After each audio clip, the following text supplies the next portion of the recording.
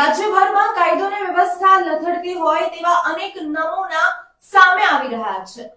શહેરના શાહપુરમાં 4 દિવસ પહેલા જ લંડનથી યુવક પરત ફર્યો હતો અને પિતાની તબિયત ખરાબ હોવાથી તે પિતાની પાન પાર્લરની દુકાન પર ગયો હતો। ત્યારે તેને રોકીને એક શખ્સે છરીના ઘા મારીને હત્યા કરવાનો પ્રયાસ કર્યો હતો। યુવક ઘરે ન પહોંચતા પિતાએ તેને ફોન કર્યો ત્યારે શખ્સે ફોન ઉપાડ્યો અને કહ્યું કે યુવકને મેં છરીના ઘા માર્યા છે અને તમારાથી જે થાય તે કરી લેજો તેવી ધમકી આપી અને ફોન કટ કરી નાખ્યો। જેથી પિતાએ યુવક પાસે પહોંચતા જોયું કે લોહીના ખાબોચિયા ભરાયેલા છે અને એમ્બ્યુલન્સ મારફતે યુવકને હોસ્પિટલ ખાતે ખસેડવામાં આવ્યો, જ્યાં સારવાર દરમિયાન તેનું મોત નીપજ્યું છે।